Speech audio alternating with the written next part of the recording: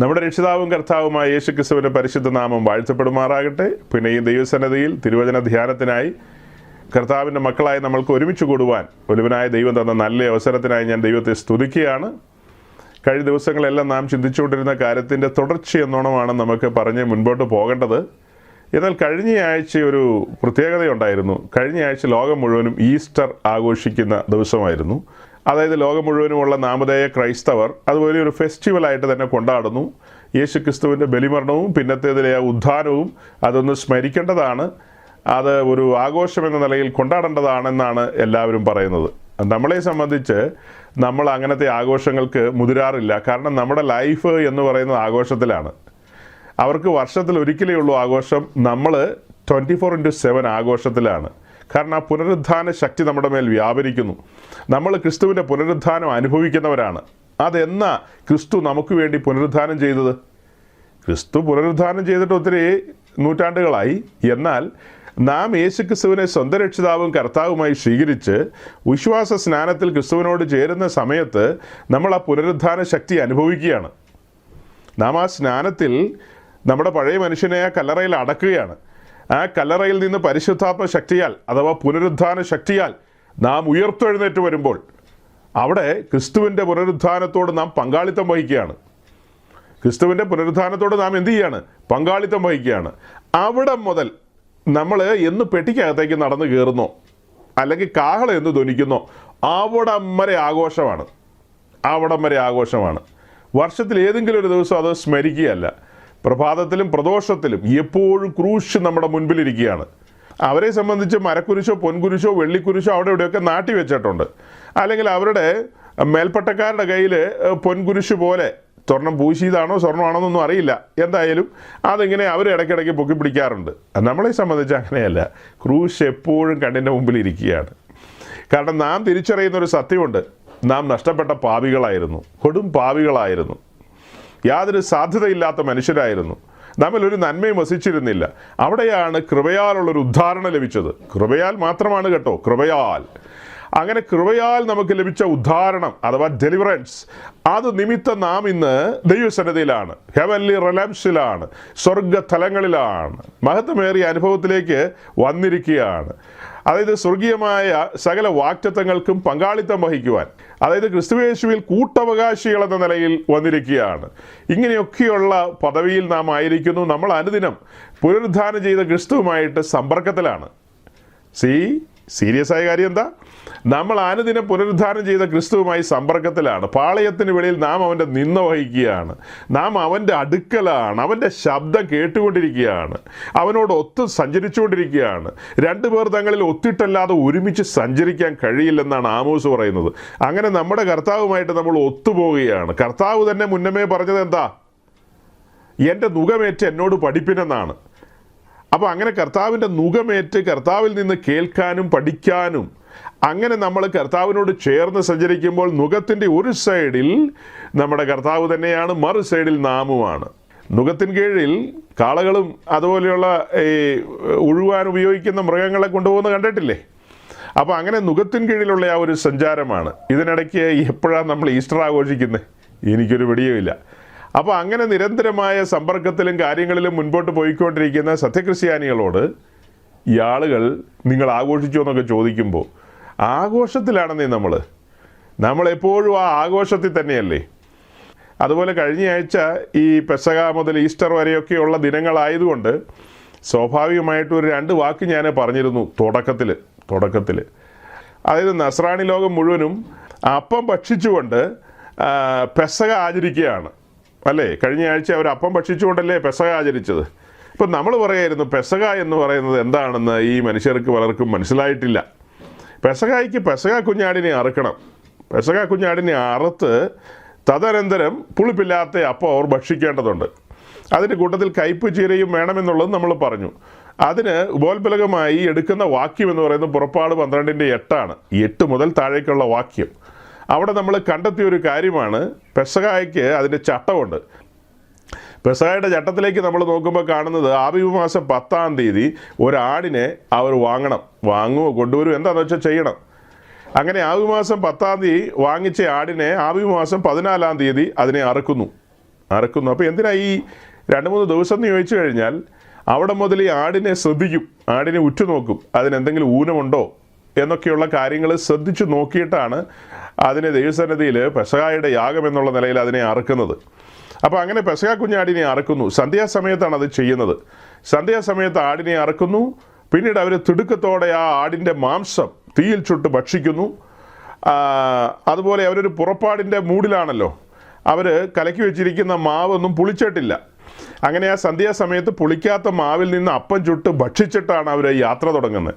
ആ യാത്രയിൽ ഉടനീളം 7 ദിവസം അവർ പുളിപ്പില്ലാത്ത അപ്പം ഭക്ഷിക്കണമെന്ന് നമ്മൾ വായിച്ചു. ആ ഒരു വാക്യത്തിൽ കാണുന്ന 2 കാര്യം, ഒന്ന് ആടിനെ അറുക്കുക എന്നുള്ളതും അതിൻ്റെ മാംസം ഭക്ഷിക്കുക എന്നുള്ളതും, പിന്നെ പുളിപ്പില്ലാത്ത അപ്പം ഭക്ഷിക്കുക എന്നുള്ളതുമാണ്. അപ്പോൾ അതിന് നമ്മളൊരു വിശദീകരണം പറഞ്ഞു. പെസഹ കുഞ്ഞാടിനെ അറുക്കുക എന്ന് പറഞ്ഞാൽ നമ്മുടെ കർത്താവ് യേശു ക്രിസ്തു നമുക്ക് വേണ്ടി ഒരു പെസഹ കുഞ്ഞാടായി തീർന്നു. യേശു ക്രിസ്തു അറുക്കപ്പെട്ടു, അവൻ നുറുക്കപ്പെട്ടു. അതാണ് അതിൻ്റെ വിഷയം. അത് കഴിഞ്ഞ് ഈ അപ്പം ഭക്ഷിക്കുക എന്ന് പറയുമ്പോൾ അവിടെ വരുമ്പോൾ ഇവർ ലിറ്ററലി അപ്പം ഭക്ഷിക്കുകയാണ്. അപ്പം നമ്മളതിനെ ചോദ്യം ചെയ്തു. വാസ്തവത്തിൽ എന്താ ഈ കാണിക്കുന്നത്? നിങ്ങൾ ഒരു വാക്യത്തിലുള്ള ഒരു കാര്യം, ഒരു സെൻറ്റൻസ് നിങ്ങൾ ആത്മീയമായി എടുക്കുന്നു, മറ്റേ സെൻറ്റൻസ് ലിറ്ററലായിട്ട് എടുക്കുന്നു. അതെങ്ങനെയാണ് വ്യാഖ്യാനിക്കാൻ കഴിയുന്നത്? അതാണോ വ്യാഖ്യാന ശാസ്ത്രം എന്നൊക്കെ നമ്മൾ ചോദിച്ചു. അപ്പോൾ അവരുടെ ഇടയിലുള്ള പല ആളുകളും നമ്മുടെ ആ മെസ്സേജിൻ്റെ കീഴെ വന്ന് കരയാൻ ആരംഭിച്ചു. ചില സഹോദരിമാരൊക്കെ ഭയങ്കരമായിട്ട് കരയുകയും പിന്നെ എന്നോട് പറയുന്നത് താങ്കളുടെ കണ്ണിൽ കോലിരിക്കുക എന്നിട്ടാണ് കരടെടുക്കാൻ വരുന്നത്, താങ്കൾ ഞങ്ങളുടെ ആളുകളെ പരിഹസിക്കുകയാണ്, നിന്ദിക്കുകയാണ്. പരിഹസിച്ചതായിട്ട് എനിക്ക് ഒരു ചിന്തയും വരുന്നില്ല. പകരം ഞാൻ വിവരക്കേട് ചൂണ്ടിക്കാണിച്ചു എന്നുള്ളതൊരു സത്യമാണ്. ഏതാണ്ട് 2000 കൊല്ലത്തെ പാരമ്പര്യം അവകാശപ്പെടുന്ന ഈ മാന്യ വ്യക്തികളോടുള്ള ബന്ധത്തിൽ അവർ വിശുദ്ധ ബൈബിളിനെ ആസ്പദമാക്കിയാണ് ഇതൊക്കെ അവിടെ ഇവിടെയൊക്കെ പറയുന്നത്. അപ്പോൾ അതിനെക്കുറിച്ച് ബോധം വന്ന ആളുകൾ പ്രതികരിക്കില്ലേ? അല്ലാതെ അവരെ അവമാനിക്കുന്നതാണോ? നമ്മൾ പറയും അത് അങ്ങനെയല്ല, ഇത് ഇങ്ങനെയാണെന്ന്. അല്ലെങ്കിൽ ഇങ്ങനെയാണെങ്കിൽ നിങ്ങൾ സ്ഥാപിക്കണം, തെളിയിക്കണം. അപ്പോൾ ഇന്നലെ രാത്രി ഒരു ചങ്ങാതി ഒരു കമൻ്റ് എഴുതി വിട്ടിരിക്കുകയാണ്. അതായത് അതൊന്ന് വായിച്ച് കേൾപ്പിച്ച് എബി. പുള്ളിയെ നമുക്ക് ഒന്ന് സ്വാഗതം ചെയ്യാം, അദ്ദേഹത്തിനൊരു ബഹുമാനവും കൊടുത്തേക്കാം. പുള്ളിക്ക് ഭയങ്കര പരാതിയാണ് പുള്ളിയെ ബഹുമാനിക്കുന്നില്ലെന്ന്. ആ ബഹുമാനത്തോടു കൂടി വായിച്ചേക്കണം കേട്ടോ. ഞങ്ങൾ ക്രിസ്ത്യാനികൾ പുതിയ നിയമത്തിലെ പെസഹയാണ് ആചരിക്കുന്നത്. ഒരു നിമിഷം നിൽക്ക്, ഞാനൊന്ന് പറഞ്ഞിട്ട് ബാക്കി അങ്ങ് വായിച്ചു വിടാം. ആദ്യത്തെ ക്ലെയിം തന്നെ ഞങ്ങൾ ക്രിസ്ത്യാനികളാണെന്ന്. ഞങ്ങൾ ക്രിസ്ത്യാനികളാണെന്ന് പറഞ്ഞാൽ ഞങ്ങൾ ക്വസ്റ്റ്യൻ ചെയ്യും, നിങ്ങളെങ്ങനെ ക്രിസ്ത്യാനിയായി? എന്താണ് ക്രിസ്ത്യാനിത്വത്തിലേക്ക് വരാനുള്ള മാനദണ്ഡം? എങ്ങനെ ഒരുവന് ക്രിസ്ത്യാനിയാകാം? നിങ്ങൾ ചുമ്മാ പറഞ്ഞിട്ട് കാര്യമില്ലല്ലോ. നിങ്ങൾ പറയുന്ന നിങ്ങളുടെ പള്ളിയും പട്ടക്കാരുടെ രീതി അനുസരിച്ച് ഏതെങ്കിലും ഒരു കൊച്ചിനെ കൊണ്ടുവന്നിട്ട് അതിനെ 56-ാം ദിവസവും 90-ാം ദിവസവും കുറച്ച് വെള്ളം തളിച്ചുകൊണ്ട് പിന്നെ നിങ്ങൾ എന്തൊക്കെയോ ലേപനങ്ങൾ ഉണ്ടാക്കിയിട്ടുണ്ട്, ആ ലേപനങ്ങളൊക്കെ പൂശിക്കഴിഞ്ഞാൽ ഈ കൊച്ചു ക്രിസ്ത്യാനിയായി എന്നുള്ളതാണ് നിങ്ങളുടെ വെപ്പ്. അതിന് നിങ്ങൾക്ക് വിശുദ്ധ തിരുവഴുത്തിലൂടെ സ്ഥാപിക്കാൻ കഴിയുമോ? ഒരിക്കലും സാധ്യമല്ല. സാധ്യമല്ലെന്ന് പറഞ്ഞു കഴിഞ്ഞാൽ ഇതിപ്പോൾ ഒരു സാധാരണ ഒരു സഹോദരൻ പറഞ്ഞു, വലിയ കോർ എപ്പിസ്കോപ്പയോട് ഈ അടുത്ത ദിവസങ്ങളിൽ ഞങ്ങൾ വർത്തമാനം പറഞ്ഞിട്ടിരിക്കുന്ന മനുഷ്യരാണ്. സാധ്യമല്ല, അതൊന്നും സാധ്യമല്ല. അപ്പോസ്തലനായ പത്രോസ് വളരെ വ്യക്തമായി പറഞ്ഞിട്ടുണ്ട്, ആകയാൽ നിങ്ങളുടെ പാപങ്ങൾ മാഞ്ഞു കിട്ടേണ്ടതിന് നിങ്ങൾ മാനസാന്തരപ്പെടണം. മാനസാന്തരപ്പെട്ട ദൈവമുഖത്തേക്ക് നോക്കണം, ദൈവത്തിങ്കിലേക്ക് തിരിയണം. ഒരു തിരിച്ചിലാണ്, ഒരു യൂട്ടേണിനെ കുറിച്ചാണ് പത്രോസ് പറയുന്നത്. അങ്ങനെ യൂട്ടേൺ എടുത്ത് വന്ന ആളുകളെയാണ് ഞങ്ങൾ പൊതുവെ ക്രിസ്ത്യാനികളെന്ന് സംബോധന ചെയ്യാറ്. ഞങ്ങൾ പരിഗണിക്കുന്നു അങ്ങനെയാണ്. ലോകം മുഴുവൻ നിങ്ങളെ ക്രിസ്ത്യാനികളെന്ന് പറയും, പക്ഷെ വലിയവനായ ദൈവം അതുപോലെ തൻ്റെ ജനവും ഒരിക്കലും അങ്ങനെ യൂട്ടേൺ എടുക്കാത്തവരെ ക്രിസ്ത്യാനികളെന്ന് അംഗീകരിക്കില്ല. ചുമ്മാ പറഞ്ഞിട്ട് കാര്യമില്ലല്ലോ. ഒരു ക്രിസ്ത്യാനി ആകണമെങ്കിൽ യൂട്ടേൺ എടുക്കണം. അവൻ പാപത്തിൽ നിന്ന് യൂട്ടേൺ എടുക്കണം. വെള്ളം തളിച്ചല്ല ക്രിസ്ത്യാനിയാക്കുന്നത്, മാനസാന്തരാനുഭവത്തിലൂടെയാണ് ഒരുവൻ ക്രിസ്ത്യാനിയാകുന്നത്. യേശുക്രിസ്തുവിൻ്റെ രക്തത്താൽ കഴുകൽ പ്രാപിച്ച് നീതീകരണം പ്രാപിച്ച് അങ്ങനെയാണ് ക്രിസ്തീയ വിശ്വാസത്തിലേക്ക് വരുന്നത്. ഓക്കെ, കൂടുതൽ അവിടെ പറയുന്നില്ല. അപ്പോൾ അദ്ദേഹം ക്ലെയിം ചെയ്യുന്നത് താൻ ക്രിസ്ത്യാനിയാണെന്നാണ്. അത് കഴിഞ്ഞിട്ട് പറയുന്നത് ഞങ്ങൾ ക്രിസ്ത്യാനികൾക്ക് പുതിയ നിയമത്തിൽ പെസഹ ഉണ്ടെന്നാണ്. അത് നമുക്കൊരു പുതിയ അറിവായിപ്പോയി. ഈ മഹാപണ്ഡിതൻ പറയുന്നത് എന്താണ്? ഒന്നുകൂടെ പറഞ്ഞ സെന്റൻസ്. ഞങ്ങൾ ക്രിസ്ത്യാനികൾ പുതിയ നിയമത്തിലെ പെസഹയാണ് ആചരിക്കുന്നത്. അതായത് നമ്മൾ ചോദ്യം ചെയ്തല്ലോ, നിങ്ങൾ പെസഹ എന്ന് പറഞ്ഞ് അപ്പമൊക്കെ തിന്നുകൊണ്ടിരിക്കുകയാണ്, അതെന്താണ് ഏതാണെന്നാണ് നമ്മൾ ചോദിച്ചത്. അപ്പോഴാണ് അദ്ദേഹം മറുപടി പറയുന്നത്, പാണ്ഡിത്യം കൂടിപ്പോയാലും അപകടമാണ്. ഞങ്ങൾ പുതിയ നിയമത്തിലെ പെസഹയാണ് ആചരിക്കുന്നതെന്ന്. പെസഹയെക്കുറിച്ച് വിശുദ്ധ ബൈബിൾ പഠിച്ചു കഴിഞ്ഞാൽ പെസഹയുടെ ചട്ടം കൊടുത്തിരിക്കുന്നത് പുറപ്പാട് പുസ്തകത്തിലേക്ക് വരുമ്പോഴാണ്. അത് ഇസ്രായേലിനാണ് പെസഹയുടെ ചട്ടം കൊടുത്തിരിക്കുന്നത്. പുതിയ നിയമ ക്രിസ്ത്യാനിക്കല്ല തന്നിരിക്കുന്നത്. ഇസ്രായേലിന് കൊടുത്ത ചട്ടമാണ് പെസഹയുടെ ചട്ടം. പെസഹ ആചരിക്കണം, തലമുറയായിട്ട് അവർ ആചരിക്കണം. നമ്മളെ സംബന്ധിച്ച് നമ്മൾ വിജാതീയരാണ്. വിജാതീയരായ നാം ഇതിൻ്റെ എല്ലാ ആത്മീയ വശങ്ങളാണ് പഠിക്കുന്നത്. നമുക്കിതിൻ്റെ ആത്മീയ വശങ്ങളുമായിട്ടാണ് ബന്ധം, അല്ലാതെ അക്ഷരീകമായിട്ട് നമുക്കതിലേക്ക് ബന്ധമില്ല. അപ്പം അപ്പോസ്തലനായ പൗലോസ് പറയുന്നത് നമ്മുടെ പെസഹ കുഞ്ഞാട് അറുക്കപ്പെട്ടിരിക്കുന്നു, അത് ക്രിസ്തുയേശു തന്നെയെന്നാണ്. വളരെ കൃത്യമായിട്ട് പറയുകയാണ്, പെസഹ കുഞ്ഞാട് യേശു ക്രിസ്തുവാണ്. അപ്പോൾ ഏകദേശം 1400 ചില്ലുവാനും വർഷങ്ങൾ അവർ പെസഹ കൊണ്ടാടിക്കൊണ്ടിരിക്കുകയാണ്. ഇസ്രായേൽ പെസഹ കൊണ്ടാടിക്കൊണ്ടിരിക്കുകയാണ്. അങ്ങനെ പെസഹ കൊണ്ടാടി മുൻപോട്ട് പോയി അതിൻ്റെ ഒടുവിലേക്ക് വരുമ്പോൾ യേശു ക്രിസ്തു തന്നെ സാക്ഷാൽ പെസഹ കുഞ്ഞാടെന്ന നിലയിൽ അറുക്കപ്പെടുകയാണ്. പെസഹ അവിടെ പൂർത്തീകരിക്കുകയാണ്. ഇനിയൊരു പെസഹ ഇല്ല. ഇനി പെസഹ ഉള്ളത് എങ്ങനെയാണ്? ഇനി പെസഹ എന്ന് പറയുന്നത് അതിൻ്റെ ആത്മീയ വശം മാത്രമാണ്. ഒരു വ്യക്തി ഇന്ന് യേശു ക്രിസ്തുവിനെ സ്വന്തം രക്ഷിതാവും കർത്താവുമായി സ്വീകരിക്കുമ്പോൾ, സ്നാനത്തിലേക്ക് പോകുന്ന കാര്യമല്ല, ഒരു വ്യക്തി മാനസാന്തര അനുഭവത്തിൽ വന്ന് ക്രിസ്തു എന്ന രക്ഷിതാവിനെ കണ്ടെത്തുമ്പോൾ, ആ രക്ഷിതാവുമായിട്ടുള്ള ബന്ധത്തിലേക്ക് വരുമ്പോൾ അവൻ്റെ ജീവിതത്തിൽ പെസഹ സംഭവിക്കുകയാണ്. ഇന്നെന്ന പോലെ പെസഹ കുഞ്ഞാട് അറുക്കപ്പെടുകയാണ്. അത് 2000 കൊല്ലം മുമ്പ് അറുക്കപ്പെട്ടതാണെങ്കിലും അത് ഇന്നെന്ന പോലെ താൻ അനുഭവിക്കുകയാണ്. സംഹാരകളിൽ നിന്ന് രക്ഷ നേടുകയാണ്. ശിക്ഷാവിധിയിൽ നിന്ന് താൻ രക്ഷ നേടുകയാണ്. അത് ഏതൊരു വ്യക്തിയും ക്രിസ്തുവിലേക്ക് അടുത്തു വരുന്ന ആ നിമിഷത്തിൽ സംഭവിക്കുന്ന കാര്യമാണ്. മനസ്സിലാക്കണം. അല്ലാതെ പുതിയ നിയമത്തിൽ ആരോടും പെസഹയുടെ കാര്യമൊന്നും ഒരു അപ്പോസ്തലനും പറഞ്ഞിട്ടില്ല, യേശു ക്രിസ്തുവും പറഞ്ഞിട്ടില്ല. പുതിയൊരു പെസഹ ഞാൻ നിങ്ങൾക്ക് തരികയാണെന്ന് യേശു ക്രിസ്തു എവിടെയെങ്കിലും പറഞ്ഞോ? അങ്ങനെ പറഞ്ഞോ? യേശു ക്രിസ്തുവും തൻ്റെ ശിഷ്യന്മാരും ആ മാളികമുറിയിൽ ഒത്തുകൂടി പെസഹായോടുള്ള ബന്ധത്തിൽ അവർ പെസഹയാണ് അവിടെ ആചരിച്ചത്. പെസഹായുടെ പൂർത്തീകരണം സംഭവിക്കാൻ പോവുകയാണ് അടുത്ത ദിവസം. അതൊക്കെ നമ്മൾ കഴിഞ്ഞ വർഷത്തെ മെസ്സേജിൽ എക്സ്പ്ലെയിൻ ചെയ്തിട്ടുണ്ട്. പെസഹായുടെ തലേദിവസം ആ ഒരുക്കനാളിൽ അവിടെയും ഇസ്രായേലിൽ ഈ പെസഹ അപ്പം മുറിക്കുന്ന കാര്യത്തെക്കുറിച്ച് നമ്മൾ പറഞ്ഞു. പെസഹ നെക്സ്റ്റ് ഡേയിലാണ്, പക്ഷെ തലേദിവസം യേശു ശിഷ്യന്മാരും കൂടെ കൂടി പെസഹയുടെ അപ്പം മുറിച്ച് തിന്നതിൻ്റെ കാര്യകാരണങ്ങളുടെ വിശദീകരണം നമ്മളവിടെ കൊടുത്തിട്ടുണ്ട്. ഇപ്പോൾ അതിൻ്റെ വിശദീകരണം പറയാൻ നമുക്ക് സാധ്യമല്ല, കാരണം അത് സമയം പോകും. അതങ്ങനെ മനസ്സിലാക്കുക. അപ്പോൾ അങ്ങനെ ആ പെസഹ ആചരിച്ചതിൻ്റെ ശേഷം അവിടെ മിച്ചം വന്നിരിക്കുന്ന അപ്പം എടുത്ത് കർത്താവ് സ്തോത്രം ചെയ്ത് നുറുക്കി പുതിയ ഉടമ്പടി സ്ഥാപിക്കുകയാണ്. പുതിയ ഉടമ്പടി, ഇത് നിങ്ങൾക്ക് വേണ്ടി തകർക്കപ്പെടുന്ന എൻ്റെ ശരീരം, ഇത് നിങ്ങൾക്ക് വേണ്ടി ചിന്തപ്പെടുന്ന എൻ്റെ രക്തം, ഇത് പുതിയ നിയമത്തിലെ എൻ്റെ രക്തം എന്നൊക്കെയാണ് കർത്താവ് അവിടെ പറഞ്ഞത്. അപ്പം നമ്മുടെ കാത്തലിക് സഹോദരങ്ങൾ പൊതുവെ പറയാറുണ്ട് യേശു ക്രിസ്തുവിൻ്റെ ശരീരവും രക്തവുമാണ് കൊടുത്തതെന്ന്. നോക്കണം, യേശു ക്രിസ്തു അക്ഷരികമായിട്ട് അവിടെ ഇരിക്കുക അവരുടെ മുമ്പാകെ. അപ്പോൾ യേശു ക്രിസ്തുവിൻ്റെ ശരീരമാണ് അവർ ഭക്ഷിച്ചതെങ്കിൽ അത് എന്തർത്ഥത്തിൽ നമ്മൾ എടുക്കും? ഓക്കെ എബി, അത് കണ്ടിന്യൂ ചെയ്തേ, വായിച്ചേ, എന്നിട്ട് പറയാം. പഴയ നിയമത്തിന്റെ പൂർത്തീകരണമായ മിശിഹായുടെ തിരുശരീര രക്തങ്ങളുടെ അനുസ്മരണയാണ് ഞങ്ങൾ കൊണ്ടാടുന്നത്. ഈശോ മശീഹ തന്നെ തന്റെ സ്ലീഹന്മാർക്ക് പ്രതീകാത്മകമായി ഇതെന്റെ ശരീരമാകുന്നു, ഇതെന്റെ രക്തമാണ് എന്ന് പറഞ്ഞ് വിഭജിച്ച് കൊടുത്തത് എന്താണ്? താങ്കൾ എന്താണ് മനസ്സിലാക്കി വെച്ചിരിക്കുന്നത്? നിങ്ങൾ ഇങ്ങനെ വാലും തലയും അറിയാതെ ചുമ്മാ കവല പ്രസംഗം നടത്തിയിട്ട് എന്താ കാര്യം? ഒരു കാര്യവുമില്ല. പിന്നെ നിങ്ങൾ ഇങ്ങനെ മറ്റുള്ളവരെ പരസ്യമായിട്ട് പരിഹസിച്ചു കൊണ്ടാണോ വിശുദ്ധ ജീവിതം നയിക്കുന്നത്? മൈ ഗോഡ്, നമ്മുടെ വിശുദ്ധ ജീവിതത്തെ വരെ ചോദ്യം ചെയ്ത് കളഞ്ഞു. അപ്പോൾ വിശുദ്ധ ജീവിതം നയിക്കുന്ന ഒരു വായ തുറക്കരുതെന്നുള്ളതാണ് അദ്ദേഹം പറയുന്നത്.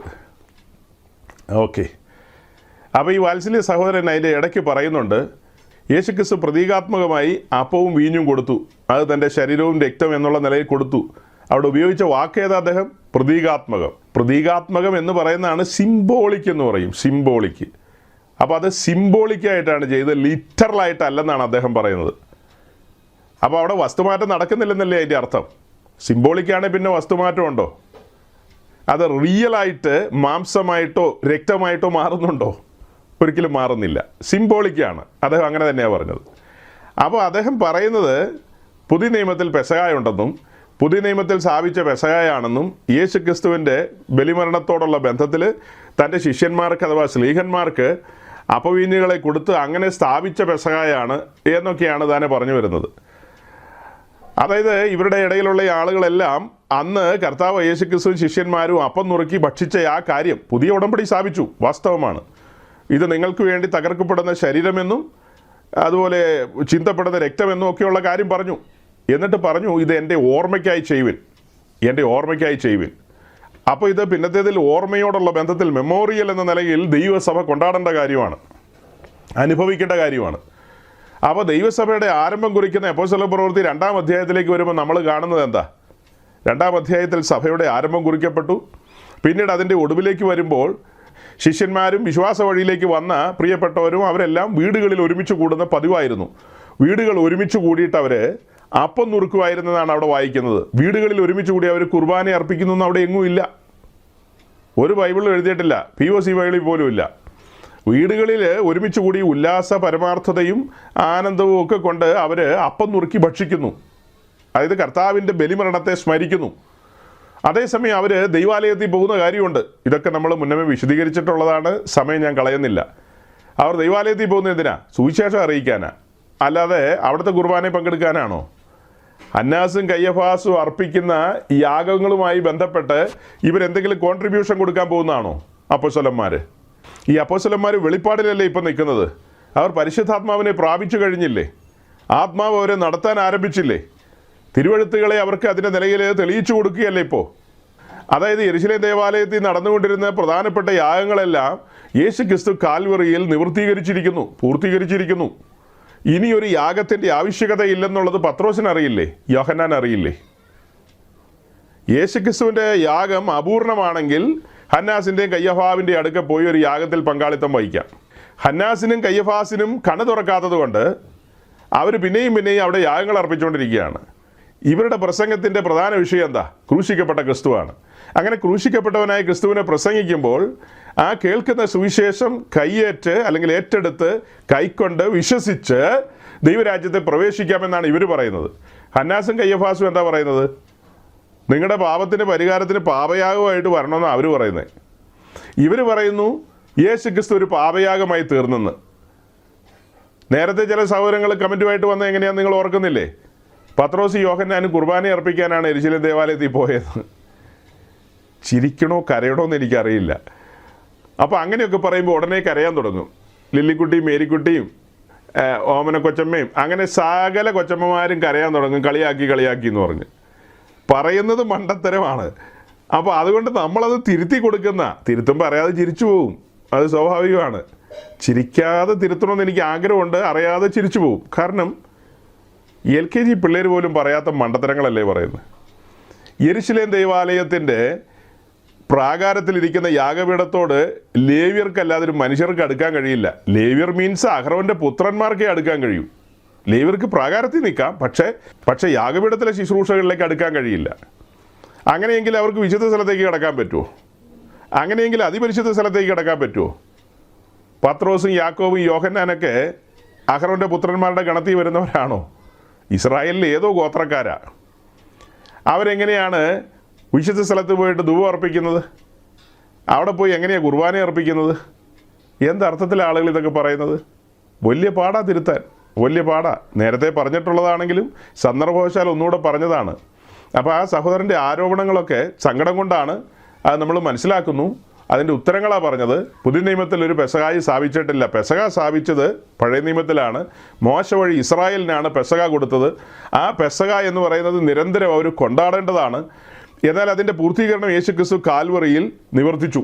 അവിടെ കൊണ്ട് പെസഹ അവസാനിപ്പിച്ചു. ആ പെസഹ പുതിയ നിയമസഭ ആത്മീയമായിട്ടാണ് എടുക്കുന്നത്. ആ പെസഹായിലേക്ക് ഓരോരുത്തരും പങ്കാളിത്തം വഹിക്കുന്നത് അവർ ക്രിസ്തുവിനെ രക്ഷിതാവായി സ്വീകരിച്ച് ദൈവരാജ്യത്തിലേക്ക് പ്രവേശിക്കുമ്പോൾ പെസഹായിലെ പങ്കാളിത്തം ലഭിക്കുകയാണ്. അങ്ങനെയാണ് ഓരോ വിശുദ്ധന്മാരും പുതിയ നിയമത്തിൽ സഞ്ചരിക്കുന്നത്. അല്ലാതെ ഈ പറയപ്പെടുന്ന നിലയിൽ പെസഹായുടെ അപ്പം ചുട്ട് തിന്നുകയോ ആടിനെ അറുത്തിട്ട് ആടിൻ്റെ മാംസം തിന്നുകയോ ഇങ്ങനെയൊന്നുള്ള കാര്യങ്ങളല്ല. ഇനി പിന്നെ ഒരു ക്ലെയിം പോലെ പറഞ്ഞു വരുന്നത്, യേശുക്രിസ്തു അവിടെ അപ്പവീഞ്ഞുകളെ സ്ഥാപിച്ചല്ലോ, ആ സ്ഥാപിച്ച കാര്യം യോഹന്നാൻ 6-ാം അധ്യായവുമായി ബന്ധപ്പെട്ട് ചേർത്ത് ഇവർ പറയും. അതായത് യേശു പറഞ്ഞു എൻ്റെ മാംസം നിങ്ങൾ ഭക്ഷിക്കണം, എൻ്റെ രക്തം നിങ്ങൾ കുടിക്കണമെന്ന്. യോഹന്നാൻ 6 ആ യോഹന്നാൻ 6 പറയുന്ന ആ കാര്യം അതും കുർബാനയുമായിട്ടൊന്നും ഒരു ബന്ധമില്ല. കുർബാന എന്നുള്ളൊരു വാക്ക് അവിടെ ഇല്ല, അഥവാ ബലി എന്നൊരു വാക്ക് അവിടെ ഇല്ല. നിങ്ങൾ മാംസം ഭക്ഷിക്കണമെന്നും നിങ്ങൾ രക്തം കുടിക്കണമെന്നുമാണ് പറഞ്ഞത്. അതല്ലാതെ വേറെ ഒരു കാര്യവും പറഞ്ഞില്ല. അതിനൊക്കെ ആത്മീയ അർത്ഥങ്ങളുണ്ടെന്ന് മുന്നമേ നമ്മൾ പറഞ്ഞിട്ടുണ്ട്, വിശദീകരിച്ചിട്ടുള്ളതാണ്. ഞാൻ അതിൻ്റെ വിശദീകരണത്തിലേക്ക് കടക്കുന്നില്ല. അപ്പോൾ ഈ പറയപ്പെടുന്ന സഹോദരങ്ങൾക്ക്, ഈ വാത്സല്യ സഹോദരങ്ങൾക്ക് യോഹന്നാൻ 6 യോഹന്നാൻ 13 മനസ്സിലായിട്ടില്ല. യോഹന്നാൻ 6 നമ്മുടെ കർത്താവായ യേശു ക്രിസ്തു കഫർനഹൂമിൽ വെച്ചിട്ടാണ് ഈ കാര്യങ്ങൾ പറയുന്നത്. എൻ്റെ മാംസം ഭക്ഷിക്കണമെന്നും എൻ്റെ രക്തം കുടിക്കണമെന്നും പറയുന്നത്. അത് ശുശ്രൂഷയുടെ ഏതാണ്ട് ഒരു മധ്യഭാഗത്ത് ആ ഒരു സമയത്ത് പറയുന്ന കാര്യമാണ്. യോഹന്നാൻ 13 എന്ന് പറയുന്നത് കർത്താവിൻ്റെ ശുശ്രൂഷയുടെ ഒടുവിലത്തെ സമയത്ത് താൻ യെരൂശലേമിലേക്ക് വന്നിരിക്കുകയാണ്. അവിടെ മർക്കോസിൻ്റെ ആ മാളികയിൽ പെസഹ ആചരിക്കാനായിട്ട് ഒത്തുകൂടിയിരിക്കുകയാണ്. പെസഹ ആചരണത്തോടനുബന്ധിച്ച് താൻ പുതിയ ഉടമ്പടി അവിടെ സ്ഥാപിക്കുകയാണ്. ആ പുതിയ ഉടമ്പടി സ്ഥാപിക്കുമ്പോൾ നമ്മൾ പറയുന്ന ഹോളി കമ്മ്യൂണിയൻ അഥവാ തിരുമേശ അല്ലെങ്കിൽ കർത്തൃമേശ എങ്ങനെയൊക്കെ വേണേലും പറയാം. അപ്പോൾ ആ കാര്യം സ്ഥാപിക്കുന്ന കാര്യം എഴുതിയിരിക്കുന്ന യോഹന്നാൻ 13 അല്ലാതെ യോഹന്നാൻ 6 അവിടെയും കർത്താവ് യേശു ക്രിസ്തു ഈ പറഞ്ഞ കാര്യമൊക്കെ ചെയ്തിട്ട് പറഞ്ഞത് എൻ്റെ ഓർമ്മയ്ക്കായി ചെയ്യുമെന്നാണ്. നിങ്ങളും നാളെ ഇതുപോലെ ബലി അർപ്പിക്കാൻ പറഞ്ഞിട്ടില്ല. അങ്ങനെ ഒരു വാക്യം ഒരു ബൈബിളിലും ഇല്ല, ലോകത്തിലെ ഒരു ഭാഷയിലും അങ്ങനെ അച്ചടിച്ചിട്ടില്ല. നിങ്ങൾ എൻ്റെ മാംസം ഭക്ഷിക്കണമെന്നും നിങ്ങൾ എൻ്റെ രക്തം കുടിക്കണമെന്നും പറഞ്ഞു യോഹന്നാൻ 6. അത് വാസ്തവമാണ്, അതിന് വിശദീകരണമുണ്ട്. അതിനെക്കുറിച്ച് നമ്മൾ മുൻകാലത്ത് വിശദീകരിച്ചിട്ടുണ്ട്. ഈ അടുത്തിടയ്ക്ക് ഒരു സഹോദരൻ എന്നെ വിദേശത്ത് നിന്ന് വിളിച്ചപ്പോൾ ആ കാര്യത്തെക്കുറിച്ച് പറയാനിടയായി. ദേവദാസിനെ ഈ യോഹന്നാൻ 6 അധ്യായം തൻ്റെ പ്രിയതമ, അതായത് തൻ്റെ ഭാര്യ, അവൾക്കിത് കീറാമുട്ടിയായിട്ട് കിടക്കുകയാണ്. അവൾ ആ ഒറ്റ കാരണത്താലാണ് ഇന്നും കൊന്തയൊല്ലിക്കൊണ്ടിരിക്കുന്നത്. ആ കൊന്ത കയ്യിൽ നിന്ന് താഴെ വെച്ച് സത്യമാർഗത്തിലേക്ക് വരാൻ ഞാൻ അവളോട് ആവുന്നതും പറഞ്ഞു, വിശ്വാസ മാർഗത്തിലേക്ക് വരാൻ. പക്ഷേ അവൾ പറയുന്നത് യോഹന്നാൻ 6 യേശു മാംസം ഭക്ഷിക്കണമെന്ന് പറഞ്ഞു, രക്തം കുടിക്കണമെന്ന് പറഞ്ഞു. നിങ്ങൾ മാംസം ഭക്ഷിക്കൽ നിർത്തി, നിങ്ങൾ രക്തം കുടിക്കൽ നിർത്തി, നിങ്ങൾക്ക് എന്തു വരുമെന്ന് എനിക്കറിയില്ല. പുള്ളിക്കാരി ഇങ്ങനെ കുടിച്ചുകൊണ്ടിരിക്കുകയാണ് ഇപ്പോഴും രക്തവും മാംസവും. അതാണോ അതിൻ്റെ അർത്ഥങ്ങൾ? അതിൻ്റെ അർത്ഥങ്ങൾ അങ്ങനെയല്ല. ഈ വക വിഷയത്തെക്കുറിച്ച് അരയും മുറിയും കേട്ടിട്ട് തന്നെയാണ് ഇവരെല്ലാം കമൻ്റ് എഴുതുന്നത്. തിരിച്ച് ഞാൻ പറയുകയാണ്, അരയും മുറിയും കേട്ടിട്ടാണ്. സമഗ്രമായ പഠനമൊന്നും കയ്യിലില്ല. അപ്പനപ്പന്മാരായിട്ട് ഇങ്ങനെ പറഞ്ഞുകൊണ്ടിരിക്കുന്ന എന്തോ കാര്യങ്ങളൊക്കെ വെച്ചിട്ടാണ് പറയുന്നത്. എന്നാൽ ഇടയ്ക്ക് അദ്ദേഹം ഒരു വാക്ക് പറഞ്ഞു, ചുമ്മാ കവലപ്രസംഗം പോലെ പ്രസംഗിച്ചിട്ട് കാര്യമുണ്ടോന്നോ അങ്ങനെ മറ്റോ ഒരു വാക്ക് ഉപയോഗിച്ചതായിട്ടാണ് എനിക്ക് തോന്നുന്നത്.